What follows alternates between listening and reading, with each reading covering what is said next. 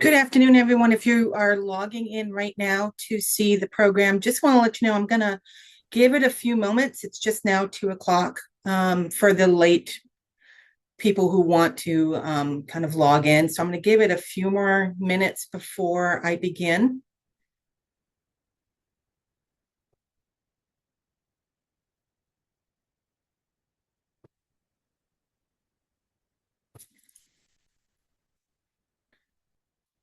Also, if you're logging in, just please remember that you turn off your audio and turn off your cameras for me, please.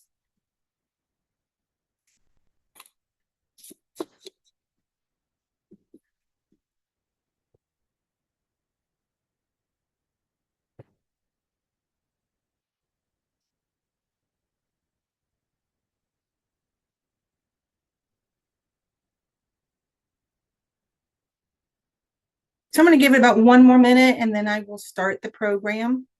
Give everybody a chance to get something to drink.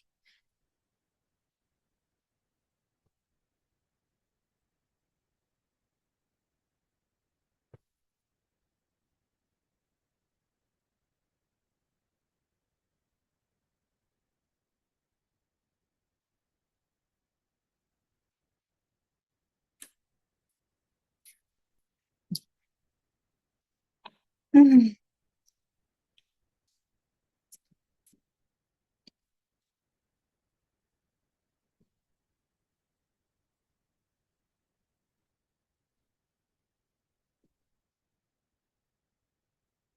All right, so it's a little bit after 2. I am just going to get the program started for everyone. Feel free to log in as you want.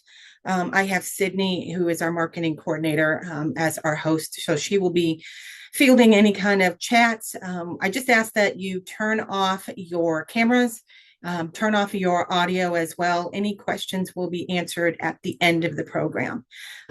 Welcome, everyone. My name is Michelle Seddon, and I am the Community Engagement Coordinator and a historian here at Patrick Henry's Red Hill. I want to tell you a little bit about myself before I start the program. I'm a professional historian who started my career kind of a little late in life. I hold a bachelor's in American history and a master's in public history. And prior to joining Red Hill, I was in around April 2025 is when I joined the amazing team here. I held positions as a park ranger and a historian with the National Park Service at President James Garfield's home in Ohio. I was also a park ranger, volunteer coordinator, and a historian for the Virginia State Parks at Sky Meadows State Park. And I also worked in the private sector as a historical interpreter and a historian at Morven Park, which was one of the prior vacation homes of Virginia Governor Westmoreland Davis. He was our 48th governor. I came here and I come here with I love everything that has to do with preserving our cultural history and our natural resources as well. And I have a passion mostly for the stories that really came before us. And I want to make sure that those stories are told. So today I'll be talking about colonial women and how society really defined their life. So as we get going, feel free, like I said, if you want to questions, you can put them in the chat room or wait until after. And those will all be answered at the end of the program. So let's get started, everyone. So when you want to think about colonial women and where they sit within society, you need to really understand how they came here into when they left what they left behind, actually. So they left in their native homeland to settle in an untouched, what we consider a virgin land. It was a daunting task, one that would form class structures often vastly different from what they had known before. Now, in the American colonies, it offered white Europeans a chance to create a new life, new wealth, and new social and class structures. New land ownership, business ventures, and vast agricultural capabilities not only encouraged monetary gain, it defined a society that were really regulated not only by geographical location, but it also was defined by religious and political views, but also, and more importantly, it was defined by the color of your skin, your family and your political connections, and how your money was made here. A landowner with vast fields of grain and cotton and tobacco was far more important in that social circle or that social echelon within colonial America than you would see with your shopkeeper or your tavern owner. So here in the new America, men and women who once were on that lowest scale of the social standing in their native homelands were really able to reinvent themselves into that deep, the upper echelon of society as these prosperous landowners, wealthy shopkeepers, and businessmen and women. Now, a noted historian, David Freeman Hawke, basically stated what kind of like put it all into perspective. English gentlemen were unaware of the changes that affected a woman in everyday life in America. In the middle class, especially, she still performed a number of what was considered the fixed duties as she did when she was overseas, lived in her homeland. I'll just use England as a reference point. Yet those roles really did expand to outside the home by working the land. Because of this, when they came over here, you have to think of a drastic shortage of labor. Also need to understand colonial era marriages were often defined as an economic family arrangement that started to shift a bit more to a personal union in the late 18th and into the 19th century, with that concept of basically having a love or marriage or a marriage for companionship. That really did not reach maturity until you got into the 20th century. So that really kind of keep that in mind as I go through the program. It really does help you to understand the dynamics of colonial marriages as it was defined in America at that time. So when we look at colonial marriages, you have to kind of break it down and understand what revolutionary times were. So your colonial America refers to your historical period from America. You're looking at it like about 1607, 1775, 1783, really depending on what you're reading and how far you want to go into it. That is then followed by your Confederation period or a new nation. And it's marked with the establishment and development of these various colonial classes. And these classes would go into effect straight through the Revolutionary War, into the antebellum period, our Civil War period, and even into post-Civil War Reconstruction period. You really didn't see a definition or a breakdown of those class distinctions until you got into your early 1900s. So it was around for quite a long time. You also need to understand that the colonies were separated in sections. So your 13 colonies, you had it separated from New England, southern colonies, or your middle colonies, and then down into your southern colonies. And that is kind of important to understand because when you look at the class structure of women, they did have a geographical tendency to change or expand on how people perceive them. What many are aware is that the vast majority of women that came over here to the colonies in that early settlement period from these European countries during early settlement were usually indentured female servants who literally sold themselves into servitude for a period of 7 to 10 years, many with the idea of finding a husband at the end of their indenture. You're looking at women that were anywhere between 18 to 25. Sometimes they were even younger. Sometimes they were vastly older. But that majority was 18 to 25. And they would eventually set the stage for what is considered that future social ladder in colonial America. So also to understand, which I found quite fascinating, was the fact that at a period in early settlement, men outnumbered women by more than 7 to 1 when they came here. There were ships that came over that literally were basically what they called bride ships. And they were ships that came over just for the purpose of either having a bride that was paid for from overseas, or if they came over as indentured servants. Now, when you understand, or to understand how you developed or how this system developed, you need to understand where the role of women played within that ladder of social acceptance. A woman in colonial America was often defined by her economic status, as well as her personal character, her social connections. By English common law, because they were still following English common law for up until the Revolution, customs still were in play in the early years of colonial community development. So that is what I have up here, that of the patriarchal system. It's called the law of coverture. And you will see it every once in a while when you're going through history books, and most people kind of really don't understand or kind of grasp what that concept is. Breaking it down, it literally means that a woman was covered by the identity of her husband, her spouse, or her male family members. So what this meant was women from all walks of life, they literally became bartering tools as a means to secure economic stability, pay off a debt, establish social connection.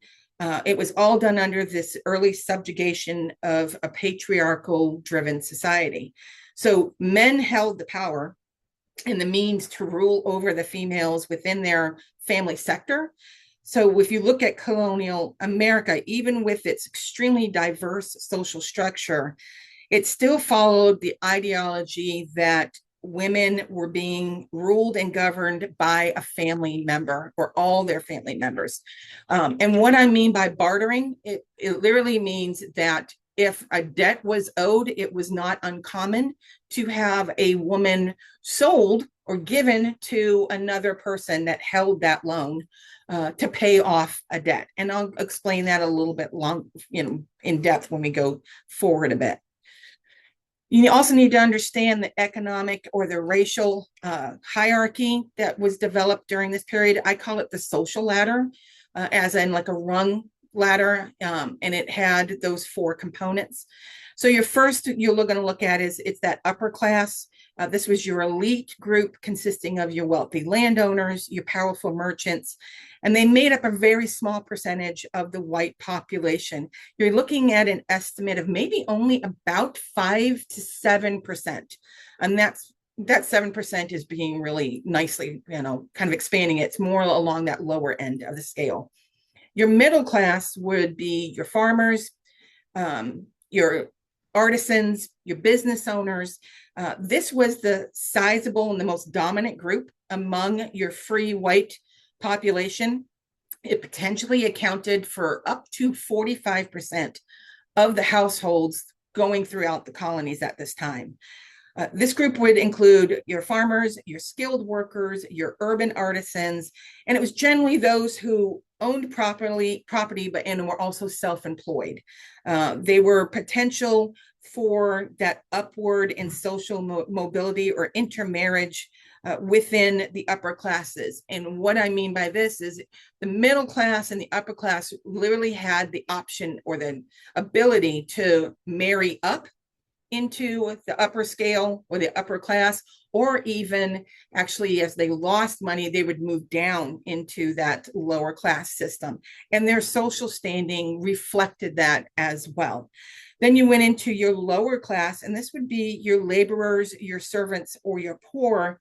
And this category comprised a significant portion of society, and it would include your landless whites, your indentured servants, and your free people of color. It was also, this group combined with the enslaved population, often made up the majority of the total population in some regions, which is quite, unbelievable to even think about that there were some regions where the enslaved population outnumbered even the white European population. Your enslaved people were at that lower bottom level scale of the rung of the ladder. And these are people of the African descent who were legally enslaved and positioned at the very bottom of the social and legal hierarchy. You also would see your indigenous or your Native American fall within this category as well. In the Southern colonies alone in 1750, enslaved people made up, like I said, approximately 40% of the total population, yet they held no standing in society. So they would, by numbers alone, outnumber those that they were living around, but yet they held no significant legal or social ability within that area. When I talk about women and how they were placed within society, I have that tendency to say women versus society, because they literally were up against things that were already planned for them. So when we look at colonial America, a person's reputation was everything. Men had a little bit more freedom, of course, but women, your reputation was everything. So the wealthier, more respected a woman was, the better chances it was for her to make that advantageous marriage match. Yet wealth did not mean freedom. It was actually just the opposite. So the wealthier the woman, the more restricted her life was. A woman of means, you might hear that quite often. It's like, oh, she was a woman or a man of means. It just meant that they were very affluent. They were ruled by their husband and their family members, as well as following under those demands of those overbearing mothers that were trying to find a good match or a prosperous match for their daughters. You also had women coming from a background of the working class that had that little bit more of a liberty with their daily lives. You think of the wealthy women, very structured. There was, as they grew older, there was a means to the end, and that was to be married, have children, and to carry on with the family name. Your middle class had a little bit more of breathing room. This was a classification that meant that these women often toiled alongside their spouse or their family member if they lived on a farm or if they were from a family that owned land or a business. These women, if they came from a family of trade, were also expected to work alongside their spouse or their family. So this is where you see them in the taverns, the shops, or going into trade themselves, if they were lucky enough, which sounds kind of odd, but if they were lucky enough, they could find work outside the home, teaching, nursing, as a governess. So they had a little bit more flexibility than what you would see with your wealthier women. Your female from the lower class on that ladder of society would have been your indentured servants, then the enslaved individuals, as well as your Native Americans, who were either forced into bondage or were indentured, which they're kind of almost synonymous with one another. These women had virtually no rights. They were expected to be subservient at all times to their owners and their masters. Now, above all of these class distinctions, there was this common theme that reverberated through the colonies. And that is really that the women's ethnic background or the color of her skin truly defined who she was. And what do I mean by that? It just means that even a wealthy African American woman or a Native American woman who was high within her tribal echelon or her tribal community was seen as a lesser, on that lesser scale, than the poorest white colonial landowner, farmer, or tradeswoman. So wealth didn't so much as define them as much as the color of their skin did. Additionally, some Native American women and even some of the lighter skinned Black women, if you look at the mixed or mulatto at this time, they did marry into white colonial America with the hopes of elevating their status within this extremely restrictive society. There is a thing that's called the this word kills me every time, miscegenation laws that dated back to 1661. And this prohibited interracial marriages. It did not stop some of these citizens from cohabitating as man and wife, even if it was not legally recognized. And that sort of cohabitation you saw more as you got rural. It was not something you would have seen in these urban areas or these small villages that were surrounded by a lot of people. And that has me go into geography mattered. And what I mean by that is colonial New England, mid-Atlantic states or mid-Atlantic colonies, and then going into your southern colonies. Urban areas or your towns, think of them as these growing towns and cities that offered this really diverse economy that was based on trade and skills, as well as business and that kind of influx of all these people in these really tight little, think of it like these waterfront villages, these waterfront towns. Some women, especially those that were widowed or wallflowers, were allotted the opportunity to run their own business, such as a small shop, or in the rare opportunity to be in like a more rural location to live on their own. If anyone ever hears the term wallflower, the easiest way to understand that is anyone from the age up until 18 to maybe 20. If you were not married, with children already and already starting a family, you were considered to be on the shelf, is what a term is often used. And that means that you had this expectation, or people had this expectation, that you should have been married with a family and a babe on the hip with children already running around by the time that you were 18. Only where you see a lot of that, where the wallflowers or the widows, it didn't happen a lot, but it did happen where they were allowed to have a little bit more freedom. Your rural areas, which would have been your life on the farm, which was really categorized as much of that colonial landscape, and it meant women's work was centered on the homestead, the farm, and an agrarian or agricultural society. Poorer women worked the land alongside their husbands. With this labor-intensive farm, would work in addition to all of the other domestic chores. So the easiest way to think about it is your New England colonies, very tight-knit, very kind of secular in their areas. They were mostly and largely built on forming underneath either a religious background or a heavy political background. So you had kind of this very kind of the hub of these urban communities. And that is where these women flourished, especially if you were a wealthy woman.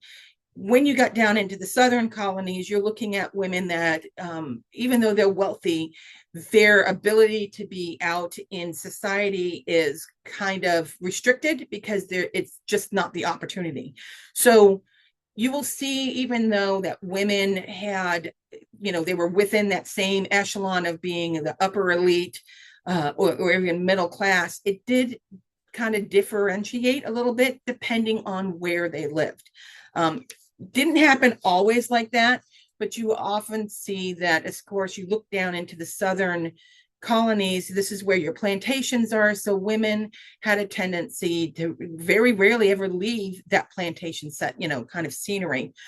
In your colonies, that, or the upper New England colonies, that is where you see the women that basically were able to branch out a little bit more.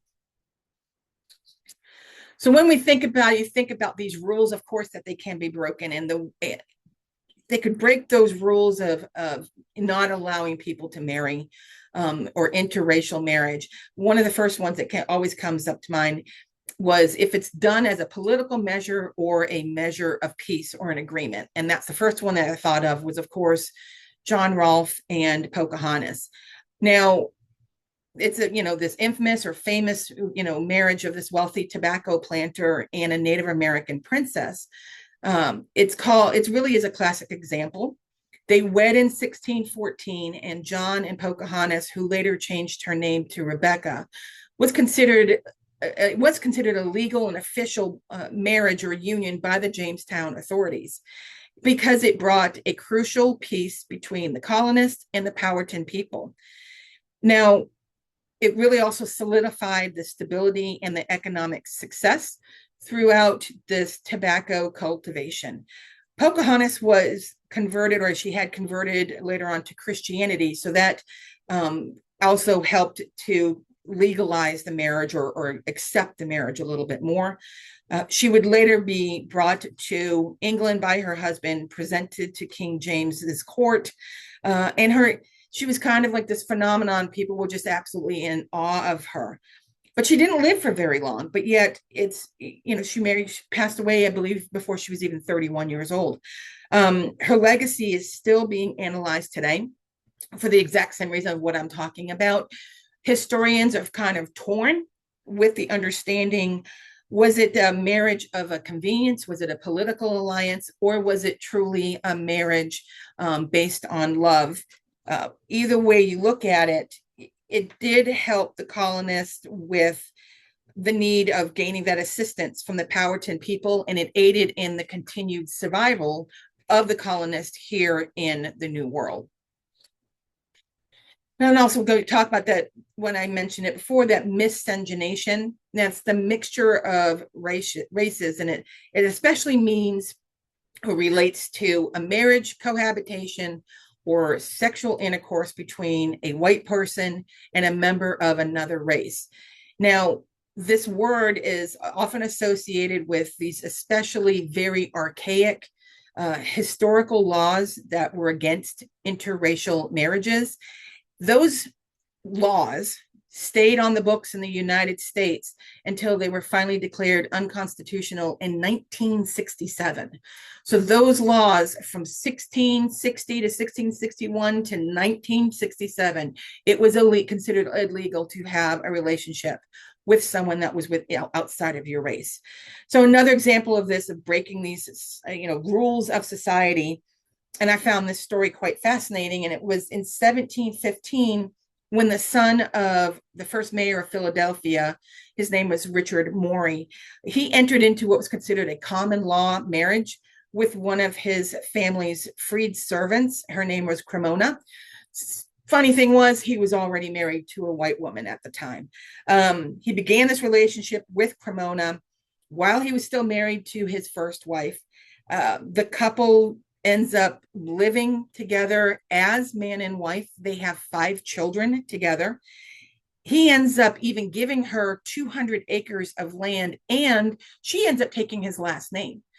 But their union is really kind of awkward. He kind of goes out of what happens exactly with him. Some reports say that he ended up divorcing his first wife and then marrying another white woman. Some say that his first wife passed. That is where those historical records kind of get jumbled. But it's just amazing to think about that Cremona, this freed Black woman with 5 children by a man that used to be part of her enslaved family, became a landowner. And she ended up being the first and landowner and the largest Black landowner in what would become the United States. On a side note of that, which is quite amazing, is she, under 18th century law, could not manage her own land or her own money. So that had to be set up in a trustee, or actually an executor had to take over for that. But how remarkable that she was able to make a name for herself in the early 1700s. And also we're going to look down and break down a little bit, kind of expanding that and going a little bit deeper into these these scales on your society ladder. So women from that genteel or that upper crust of colonial society, they were expected to be respectable with a character that beyond blemish or reproach. She was expected to marry well, often being betrothed at a very early age to someone who either elevated her family financially or socially, or was in that same realm of that upper crust of society as her immediate family. Age was not a factor for these young girls. Barely in their teens, they could be married off to an old man, old enough to be her father or even her grandfather. When money, land, and social status were in play, all that was on the table for those marital arrangements, it was bargaining. The easiest way to say it, like I said earlier, if there was a debt to be paid, your father or the father would give her to this wealthy businessman or this wealthy landowner in marriage, with the idea that it would either pay off a loan, or that wealthy landowner that now took the daughter in marriage would pay off all of the family's debts. So that is where you get it at. It's a business arrangement. Martha Saxon, who is a historian, she said the goal of white parents, whether gentry or not, was to produce daughters who would be obedient, make good wives, good connections with society. And it was never a private contract between husband and wife. It was an alliance of families, and it was a linchpin in how to establish your social structure. And as I mentioned earlier, the levels of society, women could also be used as these, like I was saying, these bartering tools. A daughter given to another man that was, 40 or 50 years older than her was not unheard of if it meant that Papa could have his debt paid off.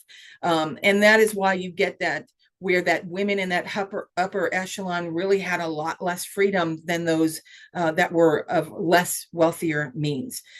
Also, those social expectations of a genteel woman were extremely defined.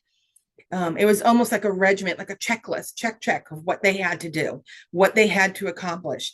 They needed to know their refinement in the feminine arts, is how it's often described. And basically, that just means needlework, music, art, foreign languages, classic literature, and also the management of a household.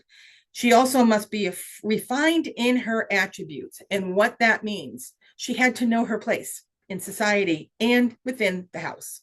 She had to make sure she wasn't too forward, she wasn't outspoken, and above all, she deferred to her husband and the male members of her family at all times.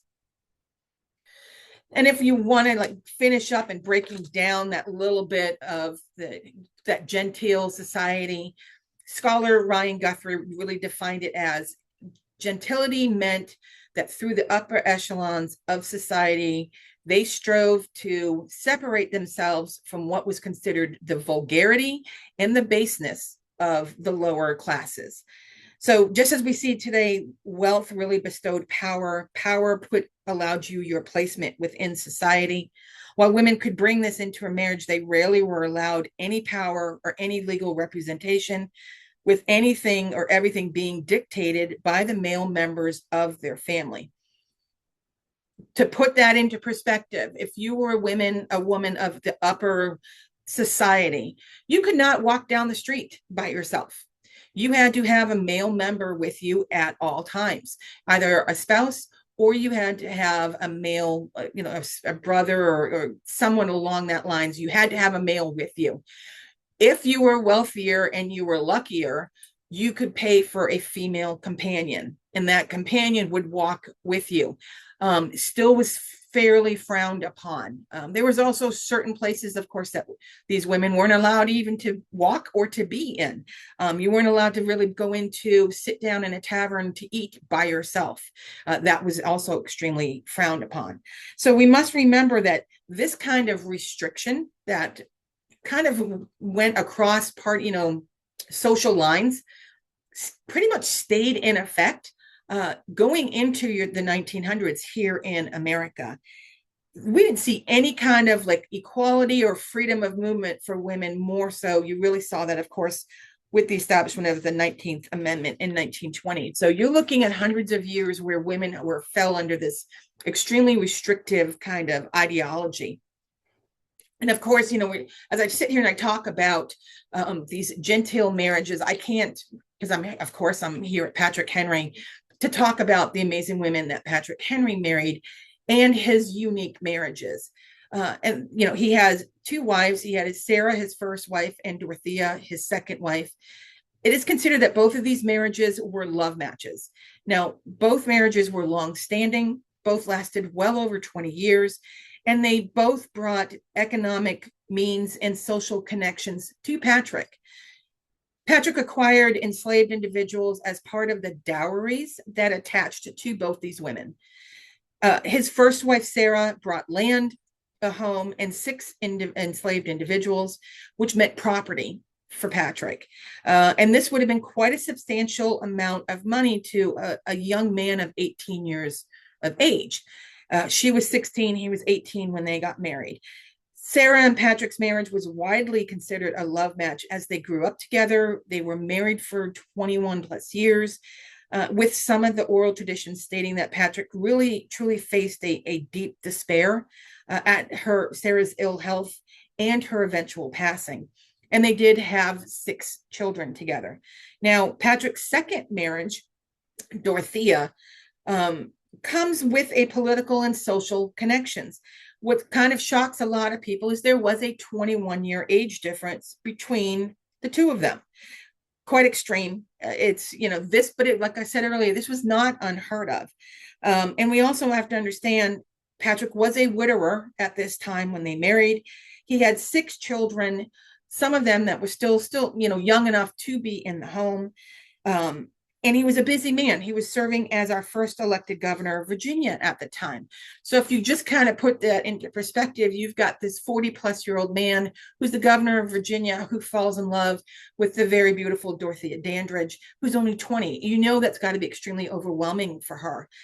But with Dorothea, she brought political and social connections to her marriage. She was the granddaughter of former Lieutenant Governor of Virginia, Alexander Spotswood, who was a leading British colonial administrator.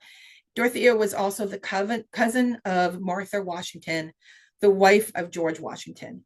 Additionally, with her connections in the social and the political realm, she also brought with her 12 enslaved individuals, which would have been a considerable amount of property to Patrick on his marriage. Now, historians often state that their connections really solidified Patrick's support here in Virginia and his position here as the governor. Yet our oral traditions and our historical records recognize a truly deep love that Patrick and Dorothea had. They were married for over 22 years, and they had 11 children together. Now, what's kind of fascinating about their story was she remarried a few years later to an Edmund Winston, who was Patrick Henry's cousin. But she put in her will that when she passed away, she did not want to get buried next to Edmund. She wanted to make sure that she was brought back to Red Hill and she was buried next to her true love, and that was Patrick. We can say this, obviously, this was an advantageous union. This was one that was born of admiration and later deep devotion to each other. And family tradition truly notes, Dorothea's deep love for Patrick. And we could see it when there's a letter that we have that she sent to her stepdaughter, Betsy, from Patrick's first marriage. And there's a line in there that kind of resonates with her devotion to him. And she says, my lost dear Betsy can never be repaired in this life. Now, historian Mark Cuvion pointed out that Patrick never undertook any important step without consulting Dolly, and that was his nickname for her. So you can ask, was this marriage an arrangement between two friends? Patrick was good friends with Nathaniel Dandridge, that's Dorothea's dad. Was it just an older gentleman seeking the hand of his friend's young daughter to improve a political or social standing? Was this a love match? Was Dorothea simply following the direction of her father? Mark Cuvion also goes on to state perfectly, while the idea of marriage to Henry must have been a bit overwhelming. You remember, he's quite a bit older. He's a family friend. He's the governor of Virginia. The 20-year-old Dorothea came to deeply love him. That was apparent in some of those original letters that we have found from Patrick, as well as Dorothea, as they were sent to family members and friends, really proclaiming the devotion that they had to one another. So when we look at it on, kind of arbitrarily, you look at it, yeah, their marriage may have started as one of duty, but I really don't like saying that. It truly ended in a love match. And that was unheard of during this time frame with it. So if we break down, and I love always, talking about, thinking about, you have that upper elite. Now we're going to go into those middle class, or how the women in that middle class were thought of or seen. You're looking at your farmers' wives, your indentured servants, and even your enslaved individuals would work together in these agricultural fields alongside their husbands or their families, especially on these what were considered self-sustainable farms. But this would change as wealth developed and class became more redefined as time went on. And that's what was really unique about the structure in colonial America, is the fact that newcomers could come into the colonies and become members of the higher levels of society, basically redefining themselves completely over what they would have seen in their native lands, simply because of economics or political partnerships or business ventures. They had the ability to change themselves. When you look at the middle class, of what was considered the middling or the laboring working class during this period, it's kind of defined differently as to especially here in Virginia, they had what they called the so-called good wife. And that is explained as a free white woman who performed her domestic work, raised children, tended the home, and even worked the fields and the taverns and shops besides the spouse or the other family members, but made up of good, unblemished character. So, above all, good and unblemished character. If you're genteel, if you're middle class, your character was everything. This would go on well into the 1800s and go in, like I said earlier, even into the early 1900s. And it still fell under that male dominated or that patriarchal society that was apparent, readily apparent in that middle class and going into your genteel class. Also, with your middle class, you're looking at women that would be married well before their 20th birthday. And it was not unheard of for these young women to, as I was saying earlier, to marry these quite older men, just as we saw with the upper class. Women within this echelon were expected to produce children. So it's a little bit different here when you're producing children. So the life expectancy was short, especially in these rural areas where medical care was very basically a home remedy most of the time. Children did not make it into their teens most of the time. So you had these large families, and they were expected to help run the farms and these family businesses. While the wealthy women were expected to produce, as I like to call, the heir and the spare, to carry on with illustrious family names. The women in these middle class were often seen as a mean to sustain family business. And what that means is they were supporting the running of their farms and their businesses by free labor. And that free labor was having children that would be kind of absorbed into the family business. Women within the middle or the middle class, they were expected to work these farms as well as cook, clean, sew, raise children, and keep their house as well. So this is where you see that different kind of ideology or perception when you see the upper class, which are able to have the luxury of time and enjoyment of the finer things in life. And you have these middle class that don't have that. If they're lucky enough, as I was saying earlier, they could find work outside the home. But this is where that self-reliance in your middle class kind of gave them a little bit more freedom than you would see in your upper class. Women from this middle class were often found in those farther away from your urban areas. They were smaller groups, and they were also those within that lower class. They could still be married off. They could still be indentured to cover debts, those familiar debts or the debts from the father or debts that for, anything. These women could be sold off or married off to cover that. So if you see a pattern here, it really was that women, no matter the social status, often were utilized as these bartering tools in a social society that was driven under the authority of the male population.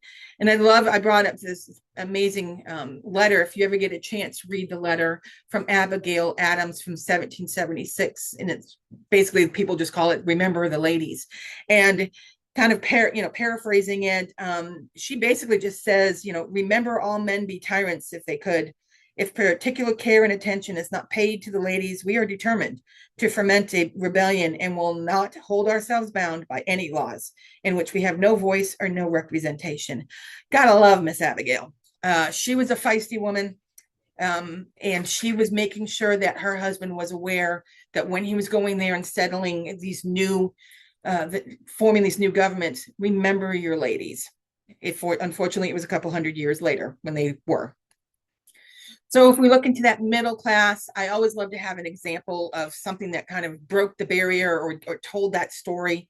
I was just absolutely floored when I found the story of Margaret Moncrief.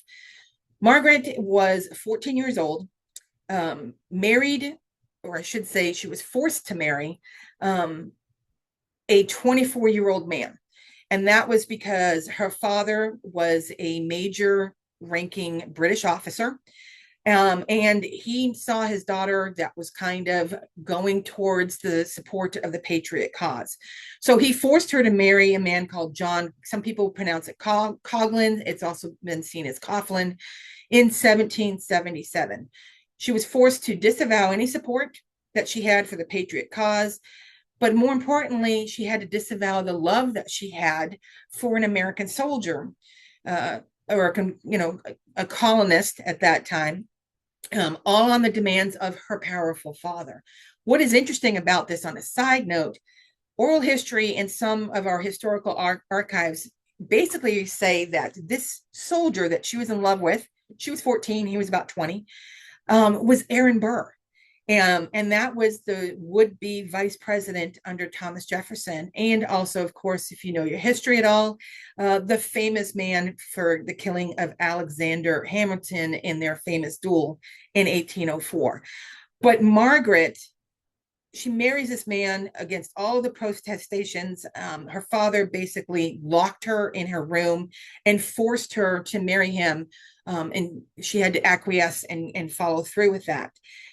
Unfortunately, the man she married was extremely hot-tempered, known for his excessive violence, and to the point where Margaret, their marriage lasted only like a few years before she basically left. And she ended up writing her memoirs and said in there, it was nothing short of honorable prostitution, from which heaven alone holds forth a prospect of relief. She literally, in her own words, put down the only way that she would have any freedom from this marriage and the issues of this violent marriage was by death. But she went a little bit farther than that. She would basically go away and leave her husband. They were basically drowning in debt. And she goes off and seeks the life as a courtesan or a prostitute. And that was the way she kept herself out of debtor's prison. She would go on to write that she chose prostitution to the man with the deepest pockets. She defied those society norms by separating from her husband, entering into the life of a mistress to any wealthy man that would have her. She had several children out of wedlock, but she refused to be defined as simply a wife, a mother, and a daughter. Was she extreme in her ability and in the way that she went about it? Yes. But she got what she wanted out of it. What's sad is she didn't even make it to the age of 30. She was only 28 years old, but she was able to live the last few years of her life away from basically that bubble that her family had kind of submerged her in. And we go getting down into that lower section of the ladder, and we're going to look at that final rung, and that's that African American enslaved, or the indentured, or the indigenous servants, who were considered chattel property, with the status of the mother defining the status of the children. And what exactly is chattel property? So chattel property refers to enslaved people being treated as a personal possession, like livestock or furniture, to be bought, sold, inherited, or used for labor, with their children also being born in perpetual bondage, legally stripping them of any human rights and making them what is considered a commodity for economic gain. This dehumanizing system was formalized through very strict slave codes, establishing a race-based lifelong servitude fundamental to the colonial economy. And it was basically to subjugate those who were forced into this issue of bondage.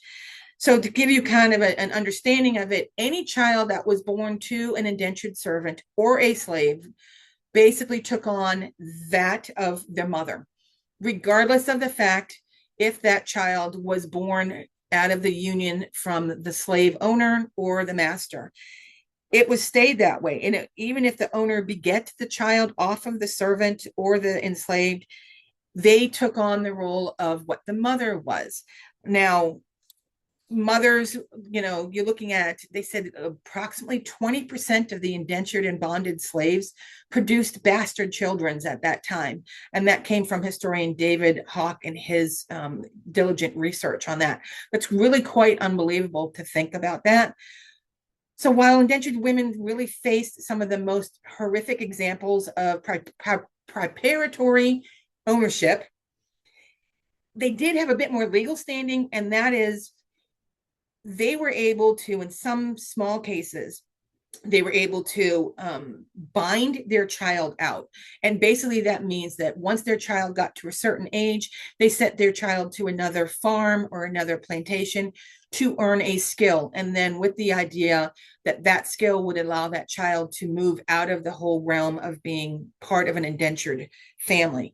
This sort of apprenticeship servitude truly became another portion of the backbone of colonial economy that most people aren't really aware of.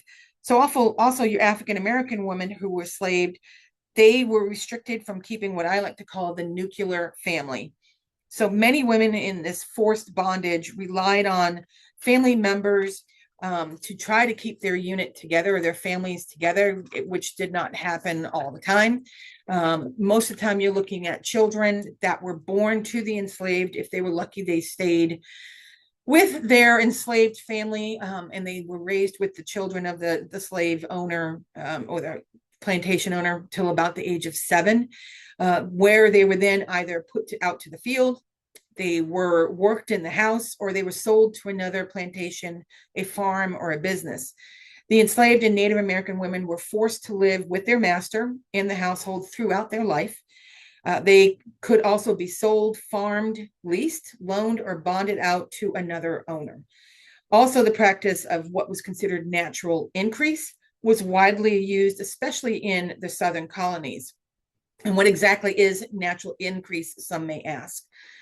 When the Atlantic slave trade ended in America in 1808, and that meant at that time that you were no longer allowed to transport enslaved individuals from the African coast over into the colonies.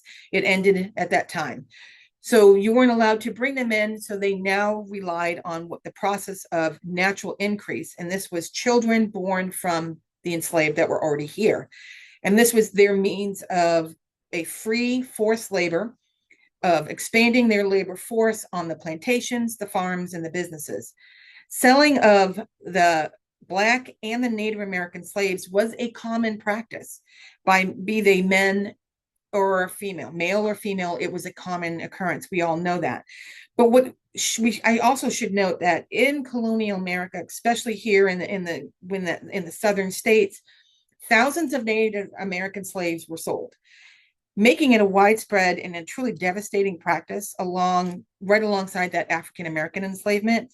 There are some estimates that well over 25 to 30,000 Native Americans were sold within that confines of when slavery was allowed here within the colonies and later on within the states.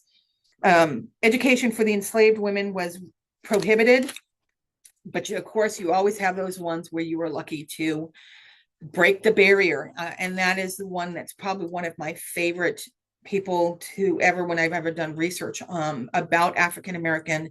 And that is this remarkable young woman by the name of Phyllis Wheatley.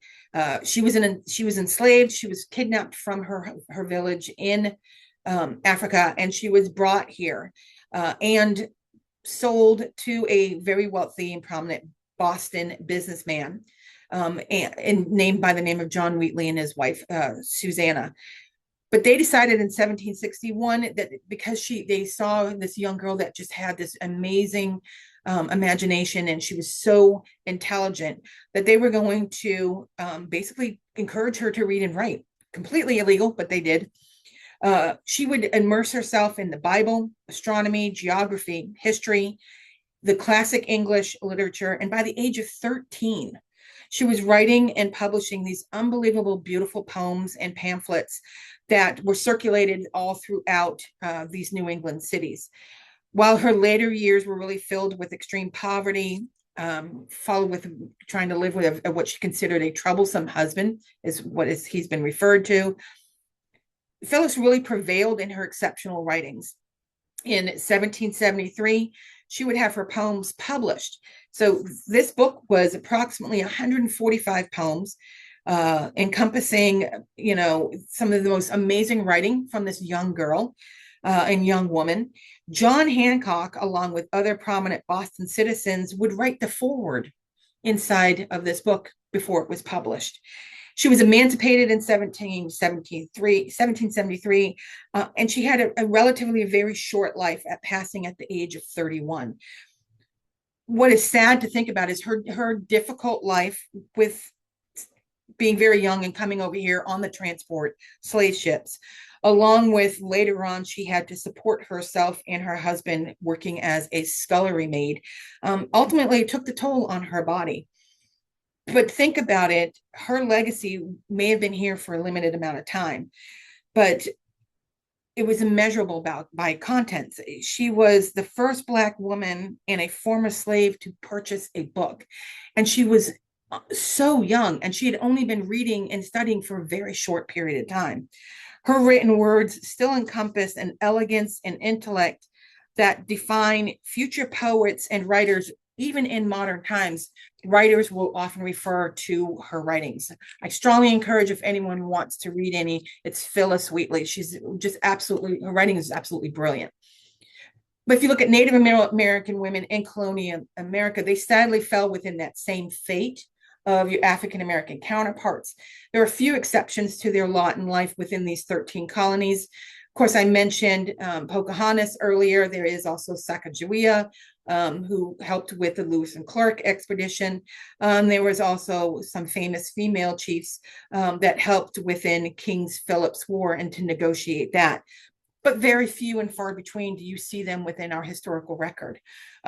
Translating languages, teaching survivor skills, agriculture, you name it, these Native American women were beneficial to that.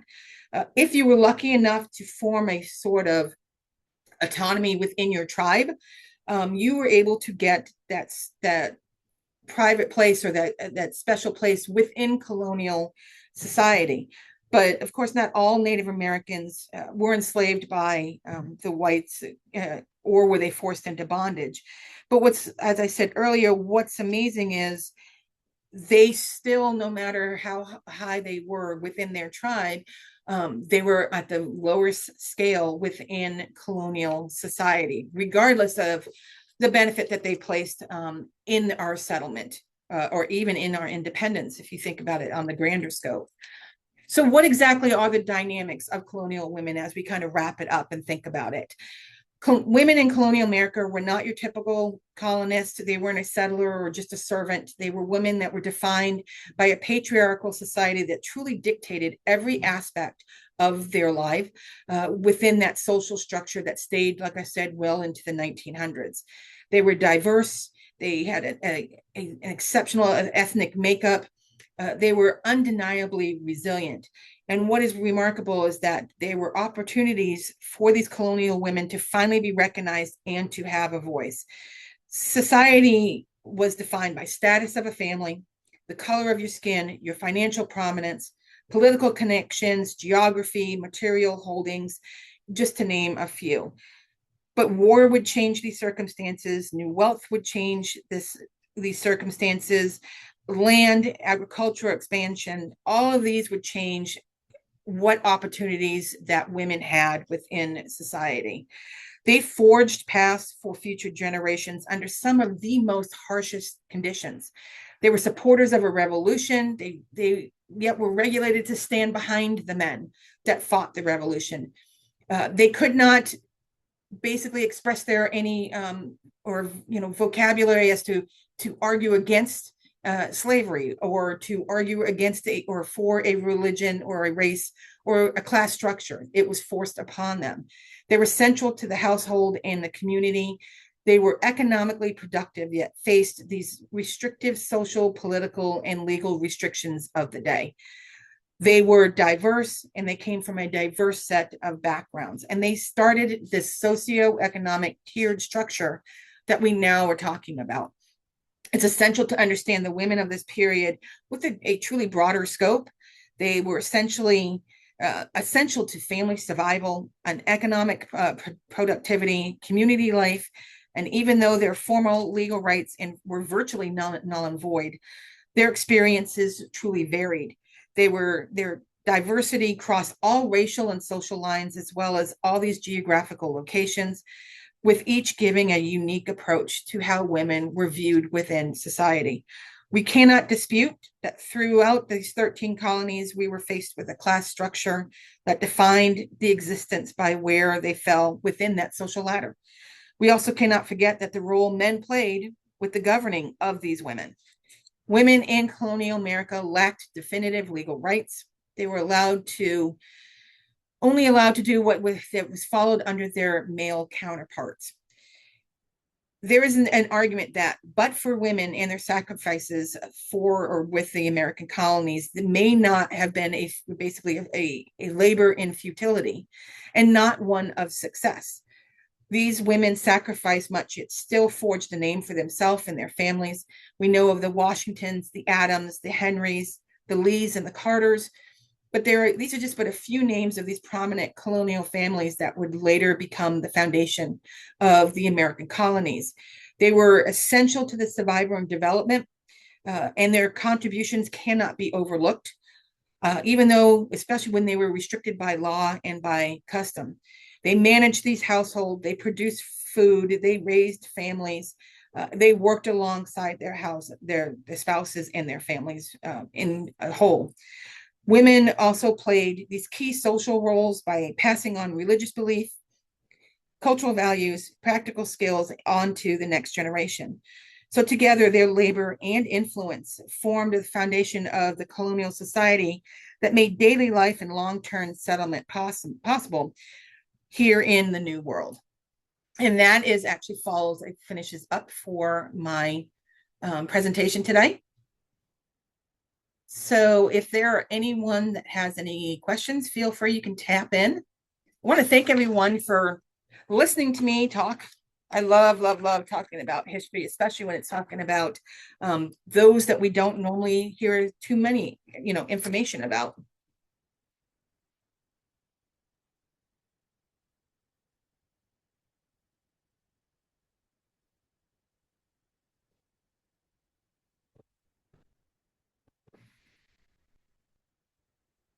So I have one from Courtney. Says, how did the transition from colonial times to the revolutionary period change the roles of women in a patriarchal society? Did this impact women, and how?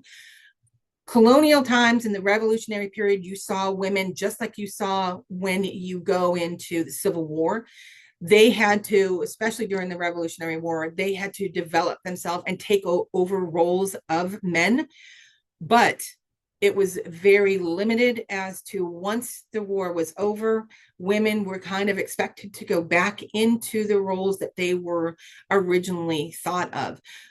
You will see, or I did see, especially during the Revolutionary War and the Civil War, it would make or break a family. And that meant that it would make or break a woman and her place within society as well.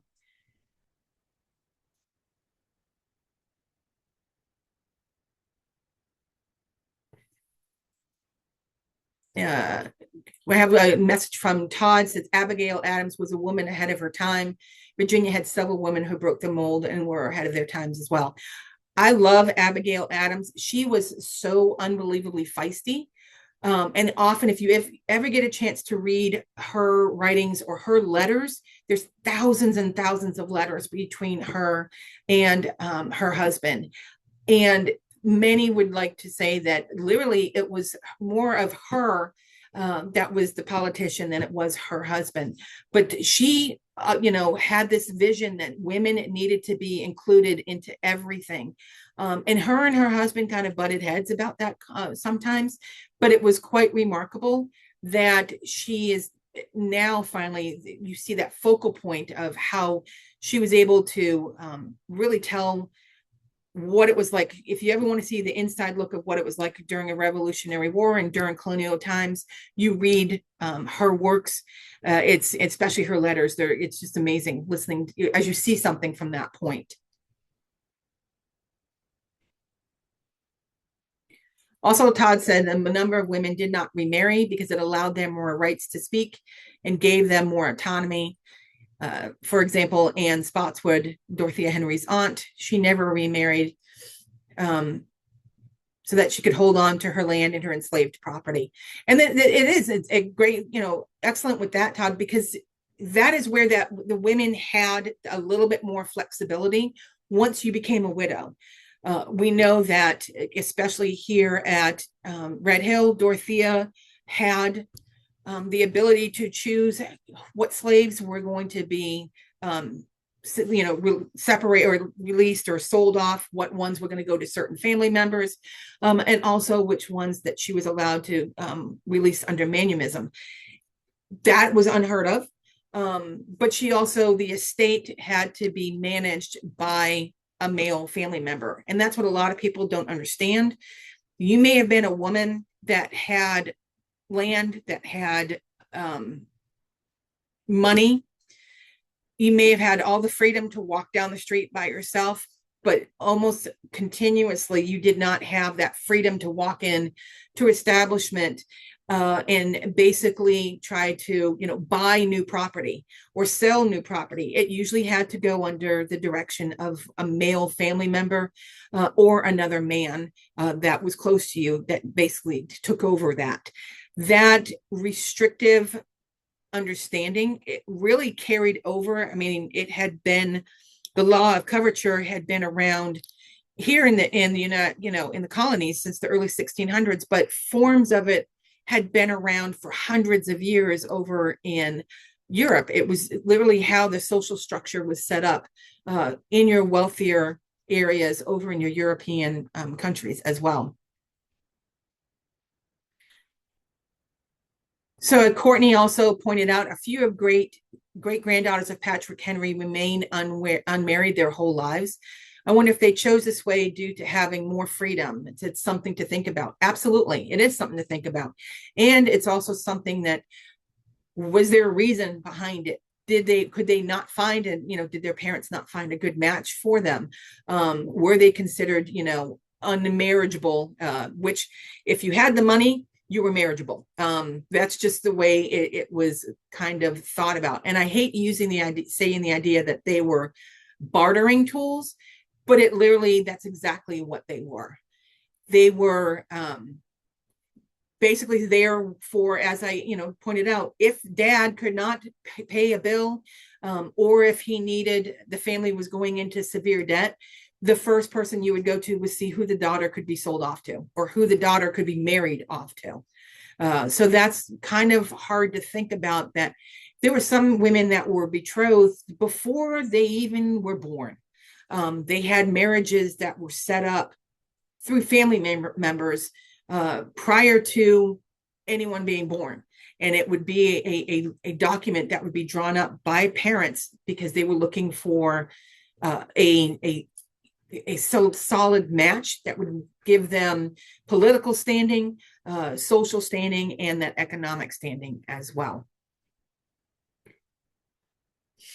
I want to thank everybody for listening to me. I have, if anyone wants any information on some reading material regarding women within colonial America, they can just basically hit me up at my email, and it's michelle@redhill.org. I have, options for you guys, for anyone who wants to read and kind of get a better understanding. There is only a little bit that I was able to talk about. There's so much more I would love to be able to, but I'll be going for the next 5 hours. So I want to thank everyone for coming out and letting me come into your room or your home and listening to, and pay attention, because we will be having our next one will be next month at the end of the month. Take care, everyone. Thank you. All the best.